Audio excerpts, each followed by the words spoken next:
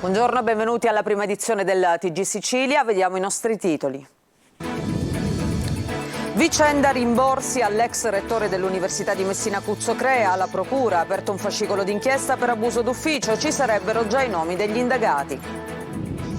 Inchiesta a Mare Nostrum,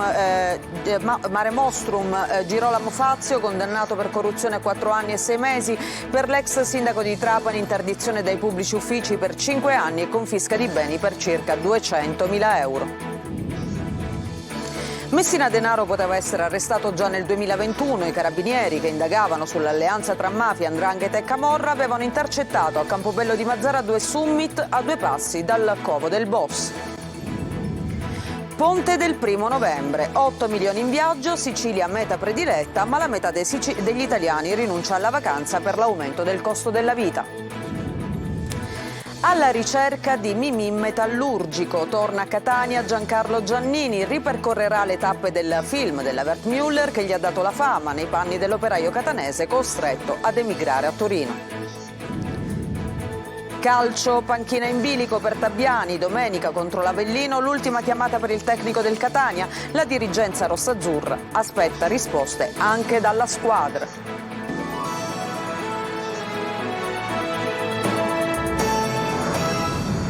Lo avete sentito, a Messina si apre un nuovo capitolo della vicenda sui rimborsi all'ex rettore dell'università Salvatore Cuzzo Crea. La procura indaga per abuso d'ufficio e ci sarebbero già i nomi di alcuni indagati, mentre la Guardia di Finanza ha già acquisito gli atti. Sentiamo Francesco Triolo.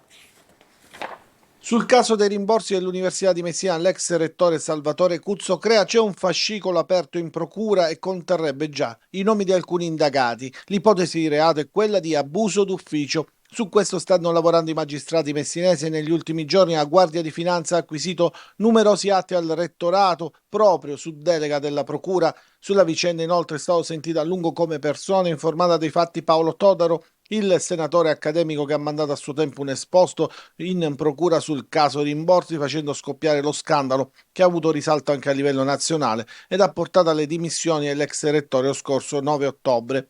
La procura quindi ha deciso di accendere i riflettori sui rimborsi chiesti da Cuzzo Crea. Oltre 2.200.000 euro rimborsati tra il 2019 e il 2023, tra questi anche quelli ad una società agricola, la Divaga SRL con sede a Via Grande, che risulta di proprietà del rettore e della moglie rispettivamente per l'80% e il 20%. Dal 20 gennaio di quest'anno al 28 settembre la società ha ricevuto 14 pagamenti sotto le voci di servizi, manutenzione e materiali che vanno da un minimo di 600 euro ad un massimo di 17.900 euro per un importo complessivo di 122.300 euro, tutto proprio nei giorni in cui il decano dell'università ha indetto le elezioni per il nuovo rettore. Le votazioni scatteranno il 23 novembre in prima votazione, il 27 novembre come seconda votazione e venerdì 1 dicembre per il ballottaggio. Al momento in lizza ci sono il professore Michele Limosani, sostenuto dall'ex rettore Pietro Navarra, la professoressa Giovanna Spatari, prorettrice con Cuzzo Crea, e il professore Giovanni Moschella, anche lui prorettore vicario con Cuzzo Crea, salvo dimettersi a metà settembre, qualche settimana prima della bufera che ha travolto l'ex rettore. Veniamo adesso all'inchiesta a Mare Nostrum. È stato condannato a 4 anni e 6 mesi per corruzione l'ex deputato ed ex sindaco di Trapani Girolamo Fazio. Per l'esponente politico trapanese anche l'interdizione dai pubblici uffici per 5 anni e confisca di beni per circa 200.000 euro. Laura Spanò. L'ex deputato regionale ed ex sindaco di Trapani Girolamo Fazio è stato condannato per corruzione alla pena di 4 anni e 6 mesi di reclusione, all'interdizione dai pubblici uffici per 5 anni e alla confisca di circa 200.000 euro. Fazio è stato assolto dagli altri capi di imputazione, traffico illecito di influenze e violazione di segreto d'ufficio. La sentenza è stata emessa dal Tribunale di Trapani, presidente giudice Agate, all'atere i giudici Bandiera e Cantone, quantificati in circa 200.000 euro i danni alla regione e in 50.000 euro quelli alla presidenza della Regione Sicilia. Il Tribunale ha disposto la trasmissione degli atti al PM per falsa testimonianza a carico di Morace Carlo ed altro. I PM Franco Belvisi e Brunella Sardoni avevano chiesto per l'ex politico trapanese una condanna a 9 anni, ritenendolo la longa manus dentro gli uffici del Dipartimento Trasporti della Regione degli armatori Morace, Vittorio, oggi deceduto, e del figlio Ettore, armatori della Liberty Lines, ma anche di avere fatto mercimonio del proprio incarico parlamentare a favore della ditta Stefania Modi, Stefaniamode. Il processo, che si è aperto nel 2019, è scaturito da un troncone dell'indagine Mare Monstrum, la cosiddetta Tangentopoli del mare. Le accuse a Fazio, formalizzate prima dalla Procura di Palermo e poi da quella di Trapani, scaturiscono dalle indagini condotte dai carabinieri del Comando Provinciale di Trapani e risalgono al 2017, quando furono arrestati Fazio e Morace Junior, ma ci furono pure le ammissioni fatte dallo stesso Ettore Morace e anche dall'ex AD di Stefaniamode, Aldo Carpinteri, che hanno patteggiato a loro volta le accuse, per le quali sono finiti sotto indagine. Ieri il legale di Fazio, gli avvocati Michele Cavarretta e Lillo Fiorello, avevano chiesto l'assoluzione del loro assistito con la formula del fatto che non sussiste per i reati di rivelazione di segreti d'ufficio e traffico di influenze, chiedendo la pronuncia di non luogo a procedere per i capi di imputazione legati alla corruzione a favore delle due società coinvolte nell'inchiesta. Nuove rivelazioni su Matteo Messina Denaro. Il boss poteva essere arrestato già nel 2021. I carabinieri, durante le indagini sull'alleanza tra Cosa Nostra, 'Ndrangheta e Camorra, avevano scoperto che in un bar di Campobello di Mazara, vicino proprio alla sua abitazione, si erano svolti 2 summit con personaggi vicini all'ex Primula Rossa. Sentiamo. Il 2 febbraio 2021 a Campobello di Mazara, a 100 metri da uno dei covi dove ha vissuto Matteo Messina Denaro, si teneva un summit monitorato dai carabinieri di Milano e Varese. Il 2 maggio di quello stesso anno ancora i carabinieri di Milano erano a 2 passi dalla casa di via San Vito, dove abitava l'allora Primula Rossa, per monitorare un incontro tra l'imprenditore siciliano Gioacchino Amico, arrestato nell'operazione Idra, Antonio Messina, detto l'avvocato, non indagato, e Antonino Gagliotto. I 3 sono al bar San Vito a Campobello. Insomma, i carabinieri erano stati vicini ad arrestare Messina Denaro già 2 anni fa. E di Castelvetrano, all'interno dell'inchiesta milanese Idra, ci sono anche gli imprenditori Rosario e Giovanni Abilone, accusati di avere messo a disposizione del cartello criminale oltre 200 società anche estere per riciclare denaro e accumulare milioni di euro con crediti fittizi. Insomma, c'è anche l'ombra della famiglia mafiosa legata a Matteo Messina Denaro, deceduto lo scorso settembre, nell'inchiesta che ha accertato l'esistenza di una confederazione orizzontale costituita da esponenti di Cosa Nostra, 'Ndrangheta e Camorra, che operava nel milanese e nel Varesotto. I carabinieri hanno accertato che ben 7 derivazioni criminali e nomi di organizzazioni diverse che operavano nel milanese si sono incontrati in 21 summit, tra questi anche quelli di Campobello di Mazara. Tra gli indagati anche Erante Parrino, cugino per parte di madre di Messina Denaro, intercettato mentre incontra Antonio Messina, l'avvocato, vicinissimo all'ex Primula Rossa nella gestione di affari lombardi, dove aveva l'ultima parola. Il GP di Milano, Tommaso Perna, però non ha accolto la tesi del PM antimafia Alessandra Cerreti e dei carabinieri del nucleo investigativo di un consorzio tra mafie, e a fronte di 150 richieste di misure cautelari avanzate alla DDA ne ha disposto solo 11. Per il GIP non è provata neanche la bacinella, la cassa comune del clan per il sostentamento dei detenuti. E adesso parliamo del ponte di Ognissanti. Sono 8 milioni gli italiani in viaggio, ma molti hanno dovuto rinunciare alle vacanze a causa degli aumenti del costo della vita. Lorena Dolci. Sarà un lunghissimo fine settimana quello che finisce mercoledì 1 novembre. Il ponte di Ognissanti, con la festa che cade a metà settimana, diventa una mini vacanza per chi vuole e può mettersi in viaggio. Secondo un'indagine di Federalberghi sono oltre 8 milioni gli italiani che approfitteranno di questa pausa autunnale. La maggioranza resterà in Italia scegliendo tra mare e città d'arte. La Sicilia, con le temperature ben al di sopra della media del periodo e nessuna perturbazione all'orizzonte, si conferma tra le mete preferite. 61% il tasso di occupazione delle strutture ricettive dell'isola. Chi parte ci ha pensato in anticipo, almeno un mese prima. Il 60% dei viaggiatori ha pianificato gli spostamenti, anche solo per ricongiungersi con le famiglie nel ricordo dei propri cari, come vuole la tradizione. La casa di parenti e amici sarà infatti la scelta privilegiata per un terzo dei vacanzieri, a seguire albergo, bed and breakfast e seconda casa. La spesa media per i viaggi in Italia è di circa 410 euro, di gran lunga inferiore a quella per i viaggi all'estero, che si attesta sui 780 euro. Se non siete tra quelli che hanno la valigia pronta, sappiate che siete in buona compagnia. Oltre la metà degli intervistati ha ammesso di averci pensato, ma di avere dovuto rinunciare al viaggio a causa del costo della vita. Quasi la metà dei vacanzieri ha invece deciso di ridurre le spese per questa vacanza, sempre a causa di aumenti e inflazioni. Non una vacanza, ma almeno una vacanzina. Nei prossimi giorni anche la commemorazione dei defunti e il cimitero di Catania si prepara, come gli altri, ad accogliere migliaia di visitatori. Vediamo in che stato si trova il Camposanto con Tonino De Mana. Si avvicina la commemorazione dei defunti e il cimitero di Catania si prepara ad accogliere migliaia di persone che andranno a far visita al caro estinto. Troveranno un Camposanto in stato comatoso che paga anni di abbandono e di approssimativi interventi di manutenzione. Tra auto, scooter, rifiuti, erbacce, muri pericolanti e pneumatici abbandonati per terra, in realtà non sembra neanche di essere al cimitero. Percorriamo uno dei tanti vialetti disastrati con un chiodo fisso. Com'è finita la gomma di un'auto nei pressi di una tomba? Di certo è un unicum, ma la stranezza è che nessuno sembra vederla. Eppure si trova a pochi metri dall'ingresso centrale quello che i catanesi chiamano dei tre cancelli. È forse l'immagine simbolo di un luogo che di certo non brilla per efficienza, ma al di là del vialetto principale e dietro il muraglione lo spettacolo è ancora più indecoroso.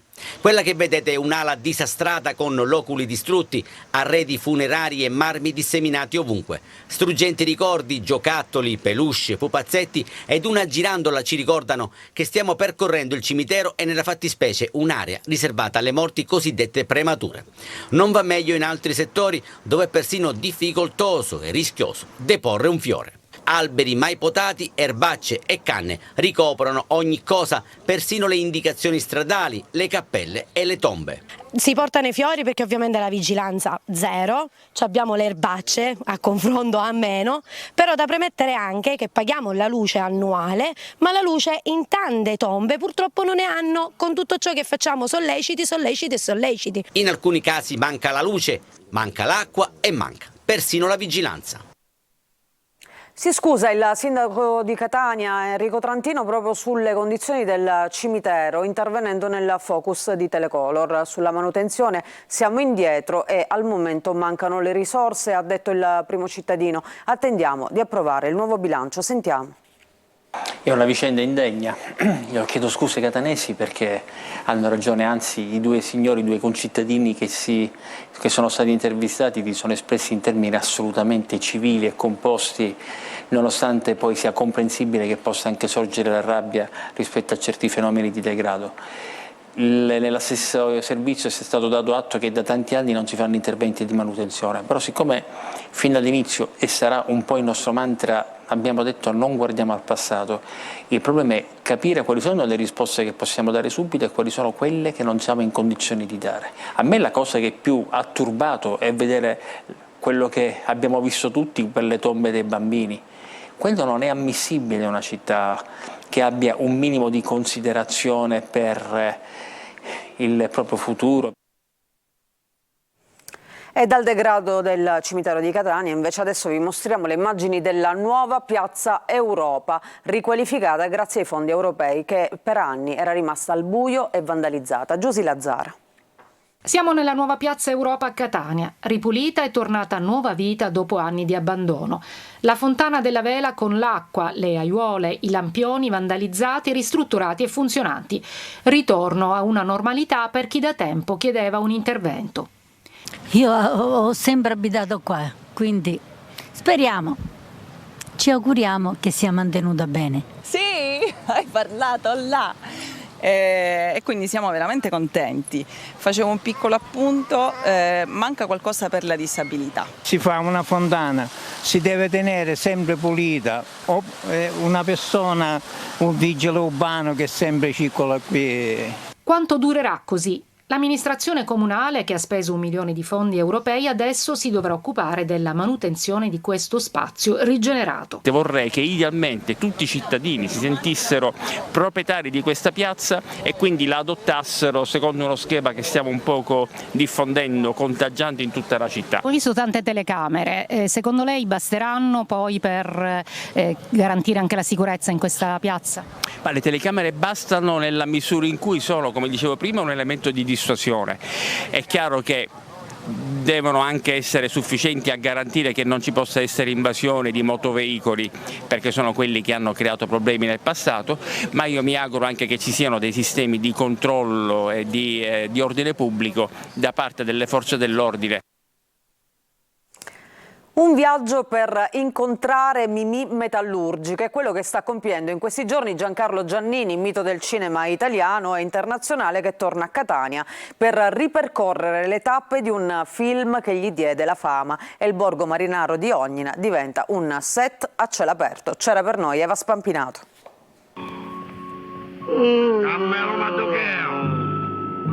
Mimì Metallurgico torna a camminare per le vie del borgo di Ognina, a Catania, qui dove tutto cominciò e da dove partì la fortuna di Giancarlo Giannini nei panni del personaggio scritto da Lina Wertmüller oltre 50 anni fa, che consacrò quella che sarebbe diventata una carriera riconosciuta a livello internazionale. Da Mimì Metallurgico al Walk of Fame. È divertente perché siamo in due attori italiani che hanno avuto questo bel premio, uno è Rodolfo Valentino e l'altro sono io, quindi posso essere contento.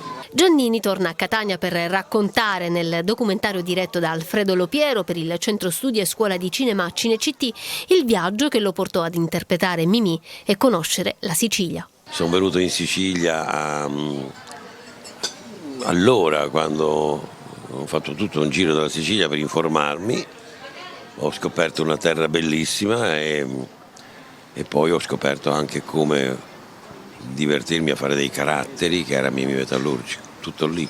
Attore doppiatore, pilastro del cinema italiano con oltre 180 film all'attivo, Giannini ha girato con i più grandi nomi del cinema nazionale e internazionale, da Luchino Visconti a Ridley Scott, da 007 a Mimì Metallurgico, un Oscar sfiorato con Pasqualino Sette Bellezze, ma ancora una estrema modestia. Tra tutti quelli che ho fatto, un 6 o 7 li salverei, gli altri forse li butterei tutti. Voce calda e inconfondibile, il suo siciliano parla catanese. Devo ringraziare un attore che è Turiferro, che per diversi giorni mi ha insegnato questa lingua meravigliosa che è il catanese proprio, che poi per chi è la lingua più musicale, è la lingua che ha una tradizione letteraria. Quindi potremmo dire Travolto dalla Sicilia, se vogliamo citare un altro suo famoso film, Travolto da un insolito destino. Anche lì il dialetto è un catanese, insomma, ma l'ho fatto diverse volte. Quando faccio il siciliano faccio sempre il catanese perché mi diverte di più.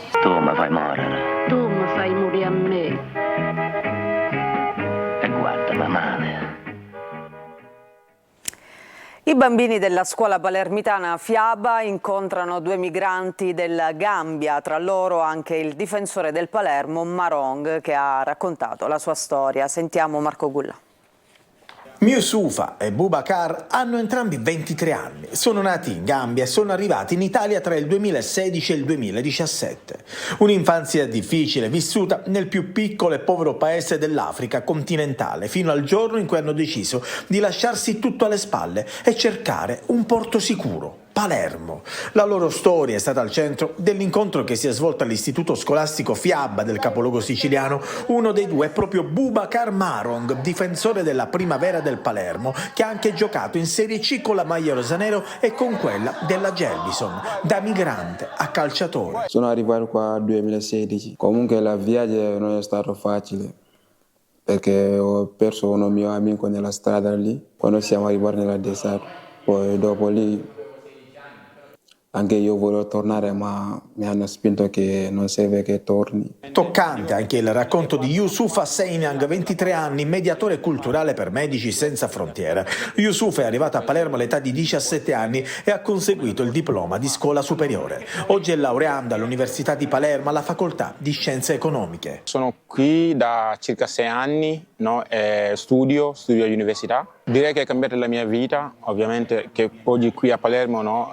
Ho un progetto riguardo alla mia vita personale, ovviamente, no? Quindi ho un percorso che sto facendo proprio a livello personale anche. A guidare i bimbi in questo lungo racconto fatto di sofferenza, coraggio e ambizione c'è lei, la maestra Marilena. È importante sottolineare la valenza di questo progetto perché noi studiamo e cerchiamo di capire ciò che accade oggi ai nostri giorni, ma facendo anche un passo indietro, riportando questi bambini alle migrazioni che abbiamo affrontato noi siciliani, noi italiani, quando nel dopoguerra ci siamo allontanati dalle nostre case per partire al nord Italia o in America. Ci fermiamo per una breve pausa, torniamo tra poco per parlare di calcio. A tra poco.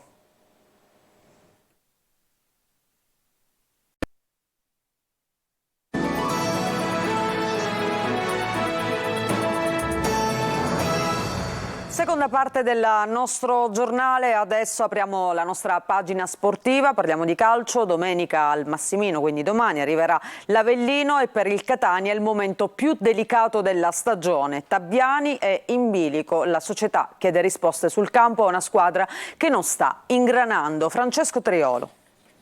Il bivio è all'orizzonte, fissato, scadenze corte per il Catania dopo il pareggio di mercoledì a Teramo col Monterosi. Inevitabile, considerato che dopo 9 partite non è certo questa la posizione di classifica che si pensava di avere alla vigilia, né la piazza né la proprietà.